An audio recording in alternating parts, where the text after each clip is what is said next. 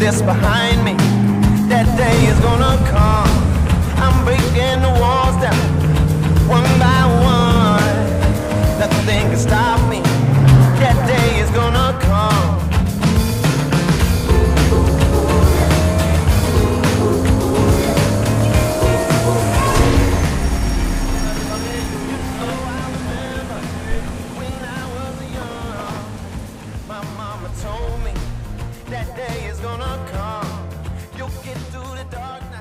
Wow, that was nostalgic. The Koenigsegg CC850, the first production car we ever made, and we delivered the first one in 2002. That's exactly 20 years ago. And what a ride it has been since. After the CC850 that took a Guinness World Record for the world's most powerful production car, we presented a CCR 2 years later, which beat our own record, and the top speed record for production cars. After that, we had the CCX. And after that, the CCXR, the Agera range of cars, the 1-to-1, the Regera, and the Jescos and the Gemira. The Jescos are sold out since many years and are on the production line and going off the line as we speak. And to celebrate the 20 years of Koenigsegg production history, we want to introduce something very exciting to you today. Something that really embodies all these 20 years and celebrates the starting point of Koenigsegg. So follow me.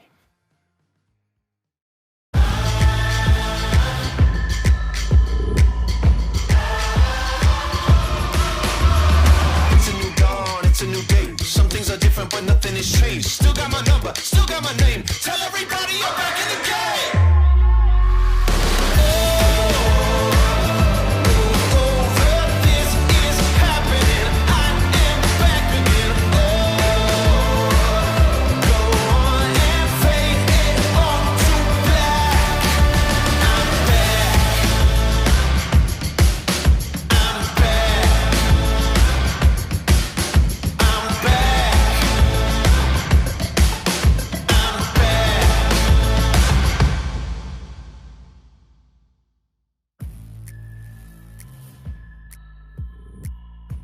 So this is it, the CC850, the follow-up model of the CC8S, our first ever production car in 2002. So before I go into the details of the CC850, let me tell you the story about the CC8S. The CC8S, it was really a loved child created from blood, sweat and tears from a very little crew of people. I started Koenigsegg in 1994, and we built a few prototypes during the 90s, and in 1998 or so, we started development of the first production car, the CC8S.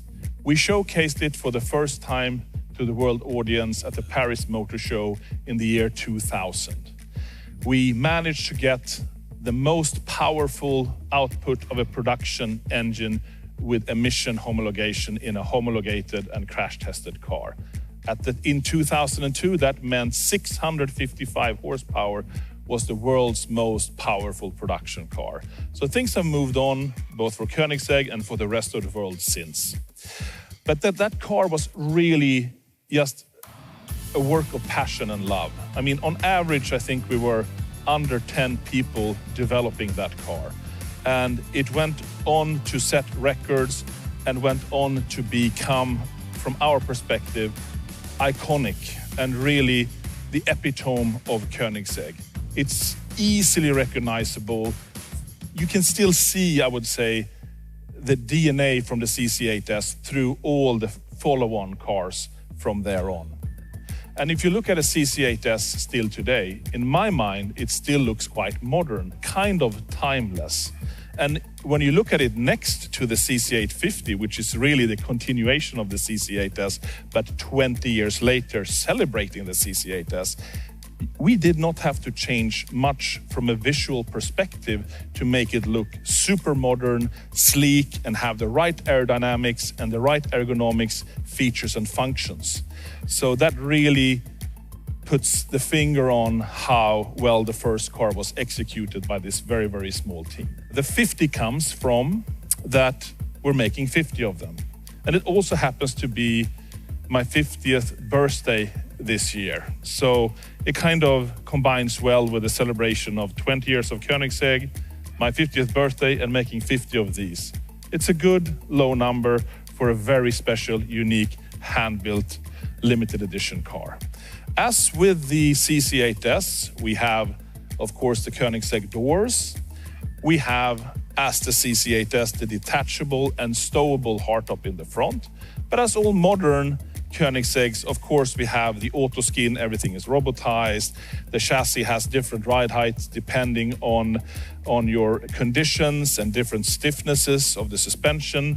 We have active aero underneath the car, we have active rake and ride height, and we have integrated the top-mounted, fully foldable, active rear wing that we pioneered on the Regera. Of course, here it's adjusted for this shape and form.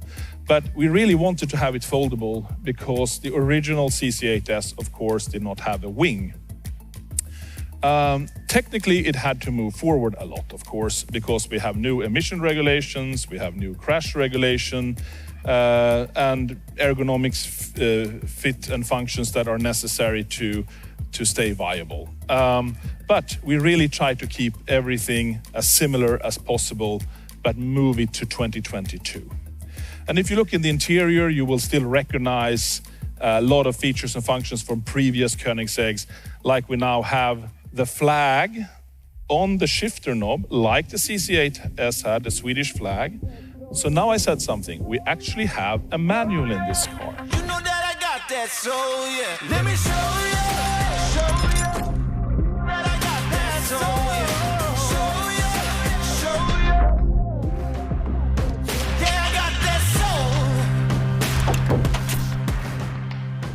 We have a name for this manual that I can show here. We call it, well, for the whole car actually in a way, it's a TWMPAFMPC. So what does that stand for? The world's most powerful and fastest manual production car ever. And it is really difficult to make a manual car with today's regulation. But our customers really yearn for that analog feel. And we found a way with our latest technology to manualize our light-speed transmission. And I mean, it's really manualized in the sense that your clutch movement from your foot directly actuates the hydraulics for the clutch progressively with your foot movement, exactly like a traditional manual car. And the shifter mechanism, which is connected also to the clutch pedal, is also in direct connection with the transmission from all the moving parts and all the movements inside. They are synchronized. We do not have the ability to shift in the LSD, but we have the ability to communicate directly so it becomes exactly like a normal manual. You can feel the force feedback from the transmission in your foot and in your shifter. So that is completely unique. Given the fact that we have 9 gears in the LST transmission, and that's of course quite a lot to have in a manual shifting mechanism. So we decided that you have 6 gears going forward and 1 reverse. But given that we have 9 gears to play with, you have different gear ratios for a track setting and different gear ratios for a road setting, which is also a world's first and really brings the manual beyond the other compromises that you otherwise have to have. So this is a view of the Koenigsegg Engage Shift System, the KESS for short. We really put in a huge effort into this mechanism to make sure you get the proper feel of a fantastic manual. Not too heavy, not too light, the force feedback you need to feel the gears engaging, and the connection to the clutch pedal, which means that you cannot take out the gears unless you also clutch, and the interaction in between there. And that is fully integrated with everything that's going on in the transmission. So you can feel the gear shift engaging in your controls like a normal manual. That was a huge undertaking, and we're so proud of it. And it means we can save the manual for the future. So when you're in automatic mode, you have that super smooth shifting that you expect from a modern automatic transmission. But when you're in manual mode, you have that direct, hard-hitting sensation of a manual. And the clutch works just like a normal car. Your movement directly relates to the pressure on the clutches in the transmission. So you can drive away really smoothly if you're a good driver or a normal driver. And if you lift off the clutch, the car will just jump and stall. It's a manual. There is no difference. It just features and functions like a proper normal manual. And we're super excited by that. But let's look at a little bit on the performance and the stats of the car. So it actually has a little bit less power than its siblings, the Jesko Absolute and the Jesko Attack. And why is that? I mean, the engine is pretty similar and the transmission is pretty similar, but we put smaller turbos on the engine to make sure we have virtually absolutely zero turbo lag. Because when you're driving a manual and maybe you have one hand on the steering wheel, you don't want to have a sudden surge of extra power. Not that we have a lot of turbo lag in the Jeskos, but we wanted to make sure we had absolutely zero here. So still, the performance and power is immense, of course. It actually has more than double the power of the original CC8S. And the weight is not that much, I would say. And of course, we encourage everyone to run on biofuel, E85. It's better for the performance, it's better for the engine, but it's also better for the environment. There are many new ways of producing ethanol that makes it better for the environment than in old days. But there are also coming very exciting new fuels with solar fuel and synthetic fuels that you can mix in together with the petrol or the 85. We care very much about the environment, but it's also exciting to keep the animal alive with a combustion engine in this low volume. And as the car is lighter and not driven so much, and we don't have to take so much raw material out of the ground, we actually know that this is as environmentally friendly as an electric, especially if you don't drive as much as a normal car and you can drive on biofuel. So we really want to put that forward, that is important to us. But yeah, so we have the two Jeskos behind here. And they're really kind of the fan bearer for the technology for this car. But we did a lot different. I mean, the suspension is differently sprung. The interior is quite different. Actually, the whole glass area is different as well. It is a little bit lower, like the previous Koenigseggs, to really capture that CC8S vibe. So it's very much a car on its own, but it rests on the laurels of the Jesko development. And that is what I have for you guys today. I hope you enjoy, and I hope you get to see more of this creation that we're so proud of. So happy anniversary, everyone. Thank you.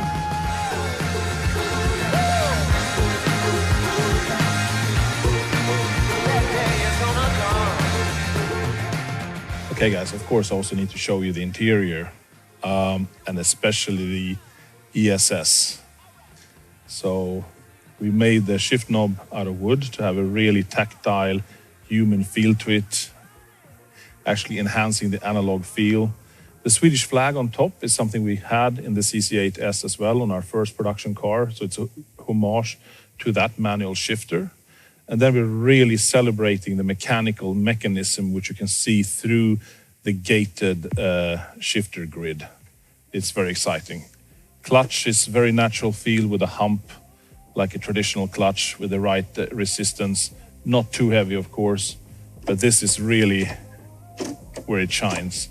So here we have the 6 gates forward. Then we have this side where we have reverse, neutral, and drive, 9-speed automatic. And you can jump out of that and you can jump into another gear. Of course, we restrict it from jumping into a too low gear if you're here, but otherwise you can just jump in and out. So it's very easy to operate, very tactile, very nice feedback. Very exciting. The steering wheel is completely round. Again, to going back to that really analog feel, like more of an old school sports car together with the analog Chrono Cluster 2 instrument, which is just a beautiful piece of handmade machine parts put together like a Swiss watch. Very exciting. You know that I got that soul, yeah. Let me show you, show you.